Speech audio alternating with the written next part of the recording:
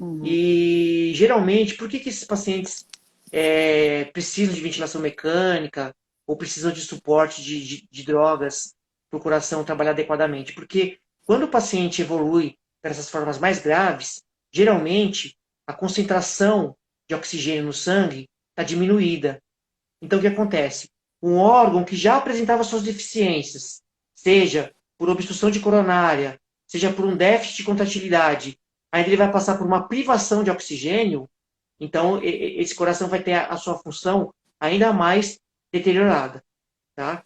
Uhum. E sem contar que geralmente esses pacientes que evoluem com as formas mais graves de infecção é devido a uma resposta imunológica do nosso organismo muito exagerada contra esse vírus. A catástrofe generalizada, o paciente entubado, precisando de drogas, precisando de diálise, geralmente a infecção viral ficou lá atrás. E o paciente Sim. evolui mal porque a resposta imunológica do organismo é tão exagerada contra esse vírus que ele faz taquicardia, faz pressão baixa, precisa de suporte de remédios, piora a função do rim, e mediante tudo Uhum. isso, o coração ele ficará exposto a uma sobrecarga de trabalho. O coração terá que Sim. trabalhar mais para dar conta de toda Uhum. essa tempestade inflamatória que é gerada pela nossa resposta imunológica ao vírus. Então, o coração, trata-se de um coração que já é doente, aí depois ele ficará privado de oxigênio e ainda por cima ele vai ter que trabalhar a mais, ele vai ter que fazer hora extra para dar conta de todo Uhum. esse caos imunológico, essa guerra imunológica que o nosso organismo vai ter que enfrentar. Então, o paciente cardíaco, ele é grupo de risco para as infecções mais graves e caso ele a desenvolva, é um paciente que acaba evoluindo pior, porque o coração é mais exigido em vários aspectos, o coração ficará privado de oxigênio, porque por mais que você dê suporte, muitas vezes a gente não consegue manter a saturação do paciente, a concentração de oxigênio na forma adequada. Então, o coração também, em resumo, ele tem que trabalhar mais, mas ele vai acabar tendo disponível menos disponibilidade desse substrato essencial para a vida, que é o oxigênio. Sim. Dentro desse. É uma doença realmente. A gente vê vários profissionais que estão mesmo na linha de frente falam que é uma caixinha de surpresa, né? São várias coisas que nunca foram vistas antes e que você vai tendo que se Uhum. deparar com surpresa o tempo todo e respostas ali que você não pode esperar muito, tem que agir, independente do que a ciência está falando ou não, apesar que a ciência está caminhando junto, né? Então, eu queria que você falasse como que está sendo a experiência dentro lá da sua experiência no consultório, na UTI. O que você está vendo acontecer com esses pacientes graves? Para nós, profissionais da saúde, a gente enfrenta dois obstáculos. Né? Primeiro, é toda essa gravidade dos pacientes que requerem muita atenção, sobretudo na UTI, são pacientes é, que necessitam de cuidados em vários sistemas, são pacientes que evoluem com problemas renais, pacientes que podem evoluir com problemas neurológicos, problemas cardíacos, então é um paciente que exige muito da equipe médica, equipe de fisioterapia, equipe de enfermagem, então é um paciente muito trabalhoso, né? Uhum, E que exige muito cuidado, e é um paciente que está aparecendo em grande quantidade. Então, existe uma sobrecarga de trabalho para a equipe, uma sobrecarga sim. emocional por conta das Uhum, dificuldades. E uhum, também, a gente também tem um fator adicional que a gente testemunha, que é a equipe trabalhar muito em alta quantidade, pacientes graves, também com aquele receio de, ao mesmo tempo que atende o paciente, se contaminar. Então, uhum. dupla preocupação. A Dupla preocupação com o paciente preocupação. grave e a preocupação de você se contaminar e, de repente, levar a infecção para casa, porque Sim. muita gente, às vezes, mora com o pai, com mãe de mais idade. Então, tem esse aspecto das dificuldades. E a gente tem visto, Bianca, no dia a dia, no consultório, que a incidência de transtornos emocionais, síndrome do pânico, crise de Uhum, ansiedade, insônia, depressão, aumentou muito. A gente sim. percebe nítida. Eu, no consultório de cardiologia, vejo com muita frequência pacientes se queixar de dor no peito, ou de falta de ar, ou de taquicardia, aceleração do batimento cardíaco. E você vai investigar, são pacientes saudáveis do coração, mas que por motivos de estresse, de Emocional, ansiedade, estresse. com tudo isso, né? Muita gente perdendo trabalho, ou gente que Sim. não pode exercer a sua atividade profissional porque é dita como uma atividade não essencial, então Uhum. compromete a subsistência da pessoa. Então, essa pandemia, ela é impactante em vários aspectos. Para nós, Sim. profissionais da saúde, que a gente lida com paciente grave, com paciente crítico, a gente tem que dar um suporte também para as famílias.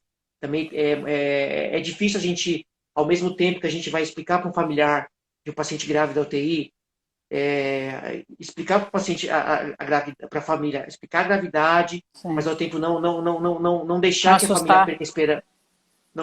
não deixar que a família perca a esperança, que o paciente pode melhorar, que o paciente pode sair bem. A gente também tem que lidar com os nossos próprios medos, né, de repente se contaminar, como eu Uhum. disse.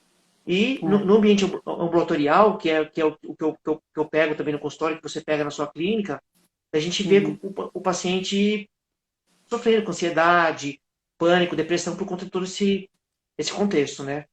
É interessante você falar isso, que justamente o próximo pessoa que eu convidei para falar e que aceitou também foi o Dr. Wesley, psiquiatra, Ah, para a gente excelente. falar, para a gente falar sobre a saúde mental, que é uma das coisas que está abalando muito, né? Uma das sequelas mais recorrentes Sem dúvida. são Um tema as excelente. sequelas É, são as sequelas psiquiátricas, né? Que às vezes elas têm até mais relevância do que as sequelas motoras ou neurológicas, Sim, sim. porque se a sua psique está boa, ela comanda o resto mais positivamente, né? Se a sua psique está abalada, fica muito mais difícil lutar com as coisas que vão, com os resquícios que vão ficando, né? Que Sem você tem dúvida. visto de sequela pós-Covid aí na sua clínica, no seu consultório? Olha, Bianca, eu na minha prática clínica, eu não vou dizer que a minha experiência seja universal. Eu vou comentar um pouco da minha casuística. O que eu Uhum. tenho visto? Os pacientes pós-Covid têm me procurado no consultório reclamando de falta de ar, tá? Falta de ar. Sobretudo os pacientes, vamos dizer assim, porque só recapitulando, a gente tem aproximadamente de todos esses casos, 20% de pacientes que vão evoluir com pneumonia viral e 5% dos pacientes que vão requerer internação em UTI, ventilação mecânica, etc. A grande Uhum. maioria, graças a Deus, 80% dos pacientes vão evoluir com formas leves, quadros gripais e etc. Mas, geralmente, o paciente que me procura no consultório são esses pacientes que pelo menos chegaram a desenvolver uma Grave. pneumonia ou chegaram a desenvolver Uhum. uma necessidade de oxigênio. E geralmente eles me procuram, mesmo após o quadro tendo sido teoricamente resolvido, referindo dispneia. Eu, Uhum. na minha prática clínica, como eu te falei, além de cardiologista, sou cardiografista. Então, vamos dizer assim, entre aspas, né, eu vejo o coração das pessoas através do ultrassom, tá? Uhum. Eu não tenho Uhum. visto nesses pacientes não tenho visto sequelas cardíacas, tipo dilatação, déficit de Uhum. contratilidade, que é a chamada miocardite viral. No Sim. ambiente de terapia intensiva, a gente vê alguns casos de paciente que Tá. evolui com ciência cardíaca ou que desenvolve um infarto agudo do miocárdio durante a Uhum. internação por Covid. Depois a gente até pode comentar um pouco sobre o mecanismo, mas eu não quero me alongar muito. Mas, na prática ambulatorial, a queixa comum pós-Covid é falta de ar, mas eu não tenho visto muita relação com o coração, tá? Tem pouca, na literatura tem pouco também, né? De sequela mesmo pós-Covid. Geralmente os pacientes que saem da internação, saem da pneumonia, desse quadro graves, Uhum. eu não tenho visto sequela cardíaca. Até porque um dos motivos deve ser que o paciente COVID que evolui na internação com cometimento cardíaco é o paciente que não evolui bem. Tá? É o paciente que pode Sim. ter um desfecho desfavorável, então a gente obviamente não Uhum. acaba vendo. Agora, o paciente Uhum. que evolui bem, que sai do hospital razoavelmente bem, geralmente é um paciente que não tem acometimento cardíaco, ou caso tenha, acaba revertido. Então, o que eu vejo na minha prática clínica? O paciente que se queixa de dispneia, de falta de ar, após essa internação, geralmente o motivo é ou pulmonar, porque a gente tem visto, e os colegas da pneumologia até podem falar com mais propriedade do que eu, a gente Uhum. vê que os pacientes que evoluem com SARA, a SARA só para os que estão acompanhando que não sabem, é a síndrome de angústia respiratória aguda, ou seja, é o extremo da gravidade do acometimento pulmonar pelo Covid, pacientes que evoluem com SARA e resolvem o problema, saem do ventilador, voltam a respirar espontaneamente, eles podem evoluir com uma fibrose. Ou seja, a fibrose seria como se você substituísse o tecido pulmonar por um tecido cicatricial. A gente pode ver alguns casos de fibrose. Nem paciente que evolui com SARA, até as formas mais leves, pode evoluir com uma fibrose pulmonar. Esse seria um dos motivos da tal falta de ar que levaria a me procurar. Mas eu tenho visto também pacientes que não evoluem com acometimento cardíaco, não evoluem com sequela pulmonar, mas pelo transtorno emocional, né, pelo susto que a doença desenvolve, às vezes o paciente fica abalado psicologicamente e somatiza esse estresse emocional com sintomas de dispneia, às vezes dor no peito, Parecendo que é taquicardia. algo cardíaco e não é, né? A gente tem visto lá na clínica pacientes com fraqueza também, sarcopenia também, né? Bem comum, com muita Sim. fraqueza, muscular mesmo, não só respiratória, mas fraqueza muscular. Até novos, né? Pacientes novos que tiveram estão relatando que estão se sentindo muito cansados.